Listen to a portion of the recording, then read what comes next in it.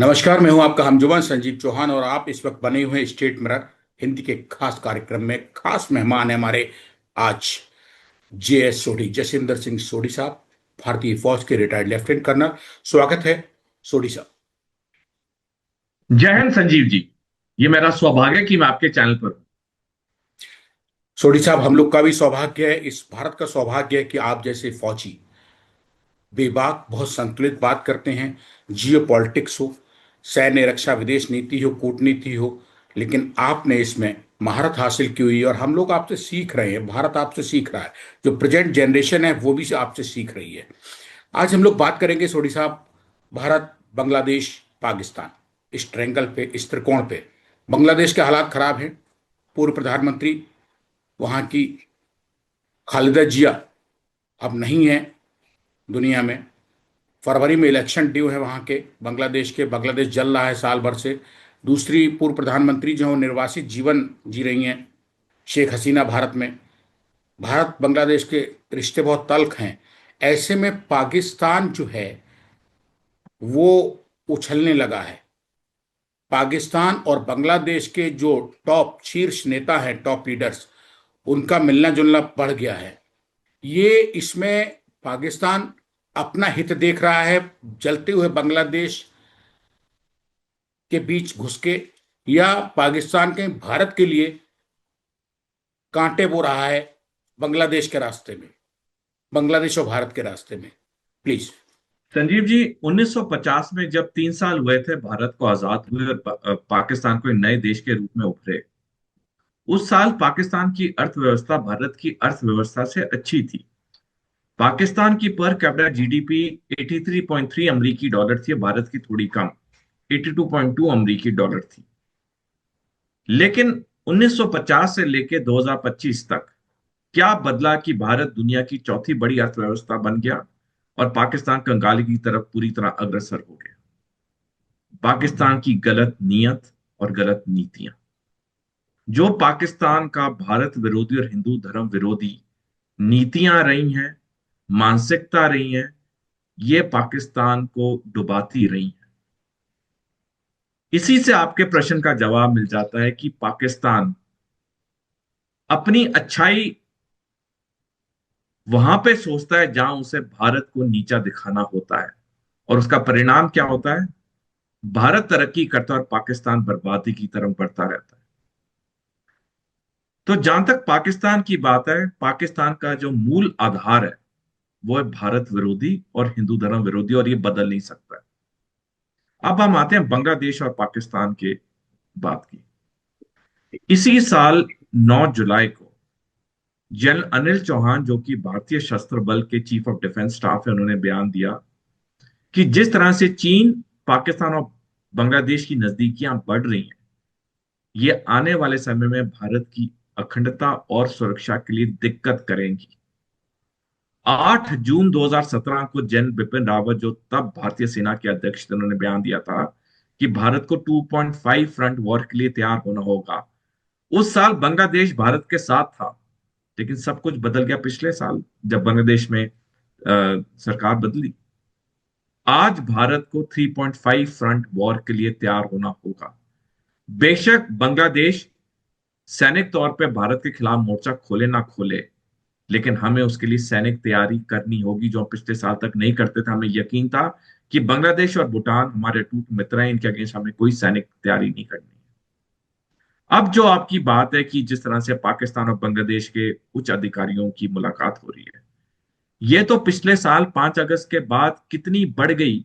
आए गए दिन या तो पाकिस्तान का कोई बड़ा सैनिक अधिकारी या बड़ा सरकारी अधिकारी बांग्लादेश में होता है, या बांग्लादेश का कोई बड़ा सरकारी अधिकारी या सैनिक अधिकारी पाकिस्तान में होता है। ये क्यों हो रहा है? ये दोनों देशों के बीच में रिश्तों को गहराई दी जा रही है। परसों ही रिपोर्ट छपी कि पाकिस्तान और बांग्लादेश बहुत एडवांस स्टेजेस पे हैं बातचीत के, एक रक्षा संधि या डिफेंस ट्रीटी हस्ताक्षर करने के लिए। जिस तरह से 17 सितंबर को इस साल पाकिस्तान ने सऊदी अरेबिया के साथ एक डिफेंस डील साइन की, जिसमें यह क्लॉज है किसी एक देश पे हमला दोनों देशों पे हमला माना जाएगा। ऐसी ही एक रक्षा संधि अब किसी भी दिन पाकिस्तान बांग्लादेश के साथ हस्ताक्षर कर सकता है। इसके मायने बहुत गहरे होते हैं। जब ऐसी रक्षा संधि साइन होती है कि एक देश पे हमला दूसरे देश पे हमला होगा, तो ये साफ क्लियर करता है कि दूसरे देश को भी हिस्सा लेना पड़ेगा जब एक देश पे हमला होगा या वो देश हमला करेगा। अब जो भी देश हमला करेगा, दूसरा देश तो जवाब देगा, और जिन देशों की रक्षा संधि है उनको तो बीच में आना पड़ेगा ही पड़ेगा। ये हमने देखा था वर्ल्ड वॉर 2 में, वर्ल्ड वॉर 1 में, किस तरह से देशों ने अपने बीच में रक्षा संधि साइन की थी, ऐसी जैसे पाकिस्तान ने सऊदी अरेबिया के साथ की और बांग्लादेश के साथ किसी भी दिन करने वाला है। तो ये जो पूरी तरह से बांग्लादेश और पाकिस्तान के उच्च अधिकारियों की मुलाकातें हैं, दौरे हैं, बातचीत है, इनका एक ही लक्ष्य है, भारत विरोधी, और इसमें चीन भी है। तो डेफिनेटली ये बहुत चिंता का एक विषय तो है, क्योंकि 3.5 फ्रंट वॉर के लिए हमें तैयार होना होगा, और हमारे पास समय कितना है? सिर्फ 5 साल। क्योंकि 2030 के बाद कभी भी ये 3.5 फ्रंट वॉर होगी। जैसे मैंने कहा, बांग्लादेश सैनिक तौर पे मोर्चा खोले ना खोले, तैयारी तो हमें करनी पड़ेगी। और एक और टिप्पणी करना चाहूंगा, कुछ दिन पहले 23 दिसंबर को अमेरिका के रक्षा मंत्रालय ने अपनी संसद को रिपोर्ट सौंपी, जिसमें साफ लिखा है कि चीन के 3 इमीडिएट सैनिक लक्ष्य हैं: ताइवान, स्पार्टले आइलैंड्स और अरुणाचल प्रदेश। और जो मैंने अपनी किताब में लिखा, जो पिछले साल प्रकाशित हुई थी, चाइना वॉकआउट, मैंने यही चीजें लिखी थी। तो ये साफ दिखाती हैं कि ये जो भारत पे अब युद्ध का खतरा है, ये सिर्फ बातचीत नहीं है, ये सिर्फ एक डिस्कशन या वार्तालाप के लिए नहीं है, बहुत गहरा हो चुका। मैं दर्शकों को याद दिलाना चाहूंगा, 17 मार्च, दर्शकों बताना चाहूंगा कि कुछ दर्शक सोचते होंगे क्यों मैं बार बार 2030 कहता हूं, मेरे पास कौन सा, मैं कौन सा ज्योतिषी हूं कि मैं ये बार बार कहता हूं, या अगर हमारे सेना अध्यक्ष ने कहा कि 2 फ्रंट वॉर पॉसिबिलिटी नहीं है, रियलिटी है। देखिए, ये सारी बातें जो कही जाती हैं, ये अध्ययन के बाद कही जाती हैं। आदमी अचानक नहीं कहता है, अध्ययन करता है तभी कहता है। और मैं दर्शकों का ध्यान लेके जाना चाहूंगा, 17 मार्च 1960 को लेफ्टिनेंट जनरल एसपीपी थोराट, जो कि भारतीय सेना के ईस्टर्न आर्मी कमांडर थे, उन्होंने अपने कमांड में एक वॉर गेम कराई जिसका नाम था एक्साइज लाल किला। उसमें यह चीज निकल के आई कि अक्टूबर 1962 को चीन भारत पे हमला करेगा। ये 17 मार्च 1960 की रिपोर्ट ऊपर तक भेजी गई, लेकिन लोगों ने उसे रद्दी में डाल दिया, मजाक बनाया। और क्या हुआ? वही जो जनरल थोराट ने 17 मार्च 1960 को कहा था, वही हुआ। अक्टूबर 1962 को चीन ने भारत पे हमला किया। वही महीना, वही साल, जो 2.5 साल पहले जनरल थोराट ने बताया था। मेरे कहने का मतलब है, जो ये बार बार रिपोर्ट्स आ रही हैं, जो ये बड़े बड़े लोग कह रहे हैं, जो बड़ी बड़ी रिपोर्ट सौंपी जा रही हैं, इनमें बहुत तथ्य है। हमें उसके लिए तैयारी करनी होगी। जसविंदर सिंह सोढ़ी साहब बार बार 3.5 फ्रंट वॉर की बात कर रहे हैं। अभी जो लोग नहीं जुड़े हैं जियो पॉलिटिक्स से, जो लोग विदेश नीति, सैन्य, अंतर्राष्ट्रीय मामलों में इंटरेस्ट नहीं लेते हैं, आपकी बातचीत से मुझे लगता है जो भी इस वीडियो को देख लेगा, दर्शक, हमारा व्यूवर, हमारा जो भी सब्सक्राइबर है, उसका दिमाग जरूर आपकी इस अहम जागरूक भरी बात की तरफ आएगा। वो सोचेगा कि जे सोढ़ी साहब कैसे कह रहे हैं, लेकिन आपने ये भी कहा है कि मैं ज्योतिष नहीं हूं। मैं जो कह रहा हूं जमीन पे मौजूद तथ्यों के आधार पे कह रहा हूं, जिनको आपने देखा, पढ़ा और महसूस कर रहे हैं। एक भारतीय थल सेना के काबिल रिटायर्ड लेफ्टिनेंट कर्नल होने के नाते आपकी कभी भी कोई कैलकुलेशन ऊपर नीचे नहीं हुई है, बहुत सटीक बैठती है। मैं आपको ऑपरेशन सिंदूर और पहलगाम से देख रहा हूं, बड़ा करीब से देख रहा हूं, आपसे बातचीत होती रहती है। क्या बांग्लादेश जब पाकिस्तान के साथ सऊदी की तरह कोई संधि करेगा, जिसमें पाकिस्तान पे कोई हमला करता है तो बांग्लादेश पे माना जाए, बांग्लादेश पे कोई हमला करता है तो पाकिस्तान पे माना जाए, और दोनों देश एक दूसरे की मुसीबत में एक दूसरे की मदद के लिए स्वतः खड़े हो जाएं बिना बुलाए। ऐसे में अब से 54 साल पहले भारत के द्वारा बनाया गया पूर्वी पाकिस्तान को काटकर बांग्लादेश क्या बिल्कुल शर्म लिहाज नहीं करेगा?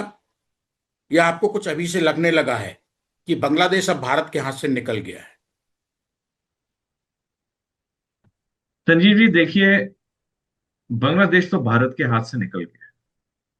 इसको जितना जल्दी हम एक्सेप्ट करें उतना सही होगा, और उस वक्त तक निकला रहेगा जब तक अवामी लीग को बांग्लादेश में चुनाव करने की अनुमति नहीं मिलती है। आज की तारीख में अवामी लीग अवैध करार कर दी गई है बांग्लादेश में। जो 12 फरवरी को चुनाव होने हैं उसमें यही दो पार्टियों ने जीतना है, या बीएनपी या फिर जमात, और दोनों ये पार्टियां पूरी तरह से भारत विरोधी हैं। तो 12 फरवरी, चाहे इलेक्शन 12 फरवरी हो या स्थगित हो, जब भी होंगे तो सही, बांग्लादेश में जो अगले इलेक्शन होंगे उसमें जो भी पार्टी जीतेगी वो भारत विरोधी रहेगी। तो भारत का बांग्लादेश के साथ रिश्ते अच्छे होना तभी संभव है जब वहां पे फ्री, फेयर और इंक्लूसिव इलेक्शन हो, यानी कि ऐसे चुनाव हो जिसमें सारों को इक्वल हक हो हिस्सा लेने का, और अवामी लीग अवैध ना हो। लेकिन ये तो मेरे को अगले कुछ साल तक होते हुए नहीं दिख रहा है। तो जब तक ये नहीं होगा बांग्लादेश भारत के हाथ से बाहर ही रहेगा। हमने देखा किस तरह आए गए दिन बांग्लादेश में भारत विरोधी बातें होती हैं, हिंदुओं पे अत्याचार होते हैं, मंदिरों को बर्बाद किया जाता है। मैं 1 मिनट चाहूंगा। देखिए, 17 जनवरी 1917 को एक गोपनीय टेलीग्राम भेजी गई थी जर्मनी से मेक्सिको को, जिसमें कहा गया था कि अगर जर्मनी और मेक्सिको एक रक्षा संधि करते हैं कि एक देश पे हमला दूसरे देश पे हमला माना जाएगा, अगर ऐसी रक्षा संधि करते हैं तो जर्मनी मेक्सिको की पूरी मदद करेगा अमेरिका से, यूएसए से 3 राज्यों को लेके मेक्सिको में विलय करने के लिए। 18 जनवरी को, एक दिन बाद, ये टेलीग्राम ब्रिटिश खुफिया एजेंसियों के हाथ पड़ गई। क्योंकि ये कोडेड थी, उसको टाइम लगा डिकोड करने में। और जब 6 मार्च को ये सार्वजनिक हुआ, 6 मार्च 1917 को ये सार्वजनिक हुआ कि ऐसा कुछ होने वाला है, तो अमेरिका में बवाल आया, और जिसकी वजह से 6 अप्रैल 1917 को अमेरिका को पहले विश्व युद्ध में कूदना पड़ा। इस टेलीग्राम को कहते हैं जिमरमैन टेलीग्राम। ये जो बांग्लादेश से बार बार बातें आ रही हैं भारत के 7 नॉर्थ ईस्ट स्टेट्स की, सिलीगुड़ी कॉरिडोर की, ये जो अभी कुछ महीने पहले मोहम्मद यूनुस चीन गए, वहां उन्होंने चीनी राष्ट्रपति को बोला कि आइए चीन को 7 नॉर्थ ईस्ट स्टेट्स में निवेश करना चाहिए, जबकि वो अच्छी तरह जानता है ये 7 नॉर्थ ईस्ट स्टेट्स तो भारत का टूटा अंग है। कुछ हफ्ते पहले पाकिस्तान का chief of joint staff general Shamshad Beg Bangladesh के दौरे पे जाता है, और मोहम्मद यूनुस उसे एक मैप गिफ्ट करता है जिसमें ग्रेटर बांग्लादेश का नक्शा, जिसमें भारत की 7 नॉर्थ ईस्ट स्टेट्स मिली हुई हैं। मेरे कहने का मतलब, जो बार बार ऐसी चीजें बांग्लादेश से आ रही हैं, इसके पीछे किसी बाहरी शक्ति का पूरा समर्थन है। और इसलिए मैंने ये जिमरमैन टेलीग्राम के बारे में बताया जो पहले विश्व युद्ध में हुआ था। ये जो बांग्लादेश से ये बार बार 7 north east state, Siliguri corridor, Bharat विरोधी बयान, कोई ना कोई बहुत बड़ी चीज है पीछे जिसका खुलासा अब तक नहीं हुआ। वरना बांग्लादेश जैसा गरीब देश जो चारों तरफ भारत से घिरा हुआ है, एक छोटे 286 किलोमीटर उसका म्यांमार का बॉर्डर, बाकी पूरी तरह लैंड से भारत से है, समुद्र पे बंगाल की खाड़ी पे पूरी भारतीय नौ सेना तैनात है। ये क्यों ऐसे बार बार कह रहे हैं? कुछ बहुत बड़ी चीज है इसके पीछे। आपने बात तो सही कही है, लेकिन ये बहुत चौंकाने वाले तथ्य हैं। और आपने ऐसा नहीं कि हवा में कहा है कि बांग्लादेश कैसे पाकिस्तान के कब्जे में जा रहा है, और भारत ये तैयारी रहे, मेंटल मानसिक रूप से तैयार रहे सोचने समझने और स्वीकार करने को कि बांग्लादेश भारत के हाथ से निकल चुका है। और इसकी वजह भारत उतनी बड़ी वजह नहीं होगा जितना बड़ा वजह बांग्लादेश में राजनीतिक अस्थिरता है। सवाल ये पैदा होता है कि जब किसी बांग्लादेश या पाकिस्तान जैसे देश में मुस्लिम कंट्री की खासतौर बात कर रहा हूं, दोनों पड़ोसी हैं। इनमें जब राजनीतिक अस्थिरता पनपती है, उभरती है, पैदा होती है, जैसी कि बांग्लादेश में उथल पुथल मची है, ऐसे में क्या वहां की आर्मी, बांग्लादेश की, वो अपनी अस्थाई इधर उधर चारों तरफ भाग रही राजनीति को सपोर्ट करेंगे, या भारत की जो ताकत है, भारत की फौज है, सैन्य शक्ति है, भारत के साथ जो रिश्ते हैं 54 साल पुराने, जिसके बलबूते पूर्वी पाकिस्तान को कट के बांग्लादेश बना है, उसको भी कहीं नजर में रखेंगे, अहमियत देगी। क्योंकि आर्मी और राजनीति, ये दोनों 36 का आंकड़ा पाकिस्तान में रहा है। तो क्या बांग्लादेश में भी ऐसा होगा कि आर्मी भारत के साथ सपोर्ट में आ जाए बांग्लादेश की, और पाकिस्तान को दरकिनार कर दे, या बांग्लादेश की आर्मी अपने नेताओं का साथ देगी, जिनका अपना कोई स्थायित्व तो ही नहीं है फिलहाल आज की तारीख में बांग्लादेश में? उथल पुथल का माहौल है, तितर बितर है सब। संजय जी, किसी भी देश को अंदर से खोखला करना हो ना, उस देश की सेना को पॉलिटिकल और रिलीजियसली इंक्लाइंड कर दो, वो देश की सेना कमजोर होगी, गुटों में बटेगी, वो देश अपने आप कमजोर होगा। तभी भारत की सेना में पॉलिसी बिल्कुल क्लियर है कि भारत की सेना अपॉलिटिकल है, सेक्युलर है। पाकिस्तान में पूरी तरह से धर्म और राजनीति सेना में घुस चुकी है, पाकिस्तान के हाल हम जानते हैं। बांग्लादेश की सेना में भी यही हाल है। बांग्लादेश की सेना आज अंदर से दो गुटों में बट चुकी है, एक जो शेख हसीना के तरफ लॉयल है और एक जो खलीदा जिया या बीएनपी की तरफ लॉयल है। और धर्म तो जिस तरह से बांग्लादेश की सेना में घुस चुके हैं हम सारा जानते हैं। यानी कि अगर हम अपेक्षा करें कि बांग्लादेश की सेना न्याय के लिए खड़ी होगी, बिल्कुल नहीं होगा, क्योंकि आज उनकी सेना भी बट चुकी है। और जैसे मैंने कहा कि देश को अगर ताकतवर रखना है, उसकी सेना को अपॉलिटिकल और सेक्युलर रखना बहुत जरूरी होता है। तो हमें बांग्लादेश की सेना से कोई अपेक्षा नहीं है। कुछ तत्व हैं जो कि भारत के साथ हैं, पर वो कितने हावी होंगे कि अपने देश को संतुलित रखें, ये बहुत मुश्किल है। क्योंकि इस वक्त बांग्लादेश में जो आम सेंटीमेंट है, जो आम सोच है आम नागरिक की बांग्लादेश में, वो भारत विरोधी है। अगर कुछ तत्व हैं भी ऐसे बांग्लादेशी सेना में जो कि भारत के साथ अच्छे रिश्ते चाहते हैं, वो कम है, उनमें उतनी हिम्मत या आवाज नहीं होगी उठाने की। इसके साथ मैं एक अहम टिप्पणी करना चाहूंगा कि आपका प्रश्न बहुत गहरा है और मेरा नमन सलाम। आप बहुत सोच समझ के गहराई के बाद आप प्रश्न पूछते हैं। संजीव जी देखिए, हमें इस चीज से एक सबक और सीख लेनी चाहिए। हमारे जो ये पड़ोसी देश है, चीन पाकिस्तान को छोड़ दे तो हमारे दुश्मन इनको छोड़, बाकी देशों के साथ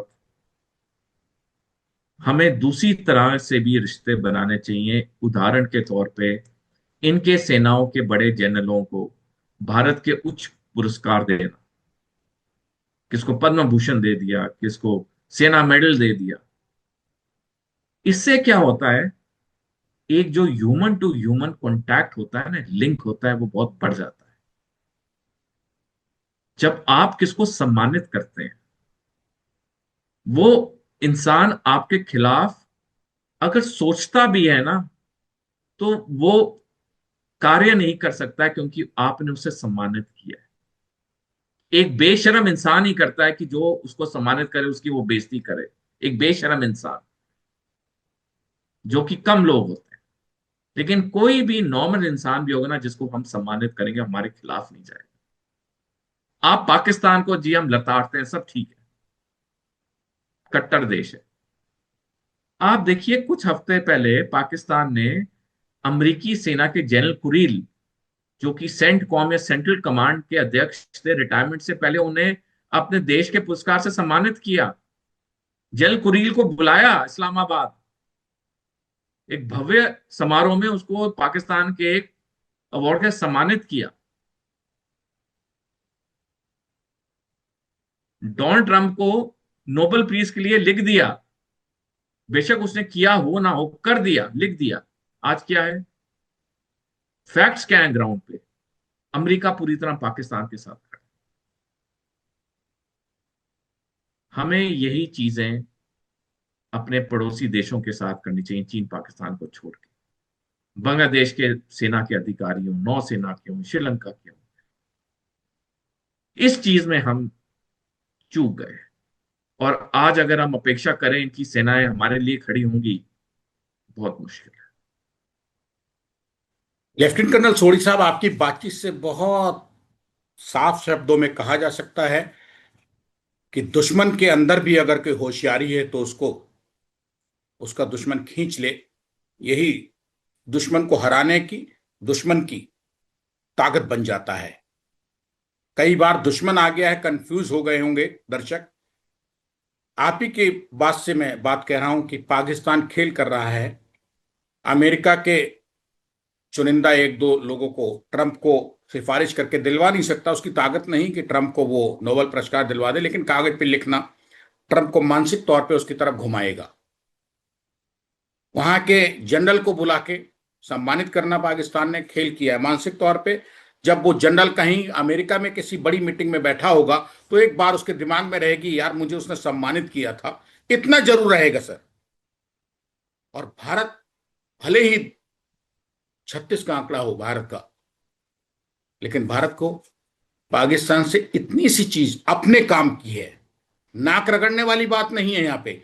आपके अपने मतलब की, अपने काम की, अपने देश की रक्षा सुरक्षा की है, अपनी सेना को मजबूत करने की है, और आसपास की जो देश हैं उनका सहयोग लेने की है, उन्हें मानसिक तौर पे तैयार करने की है। हमें ये सबक जरूर लेना चाहिए। आपने बड़ा मूल मंत्र दिया है। जो भी दर्शक स्टेट मिरर पे व्यूवर्स हैं, हमारे सब्सक्राइबर्स हैं, देखें उस वीडियो को जितना ज्यादा आगे बढ़ाएंगे, शायद ये कहीं, मतलब सूखे कुएं में एक बूंद भी पड़े तो हो सकता है उसका स्रोता फूट जाता है, थोड़े गीलेपन से मिट्टी हट जाती है, वो कुआं भर जाता है। आपने बहुत अहम बात बताई है। शुक्रिया लेफ्टिनेंट कर्नल जसविंदर सिंह सोढ़ी साहब। जय सोढ़ी साहब, स्टेट में रहे हिंदी के लिए संजीव चौहान से बात करने के लिए कि बदलते बांग्लादेश के हालातों पे नजर ही नहीं रखनी है भारत को, बल्कि वो जा रहा है पाकिस्तान की तरफ। भारत सोचे कि अब उसे आगे क्या करना है। मेरे ख्याल से आप यही कहना चाह रहे थे, या शायद मैं पटरी से उतर गया हूं। नहीं नहीं, बिल्कुल आपने सही कहा, यही मेरा तथ्य था कहने का। और धन्यवाद संजीव जी, आपने मेरे को फिर मौका दिया। जय हिंद। शुक्रिया सोडी सर, शुक्रिया, नमस्कार, जय हिंद।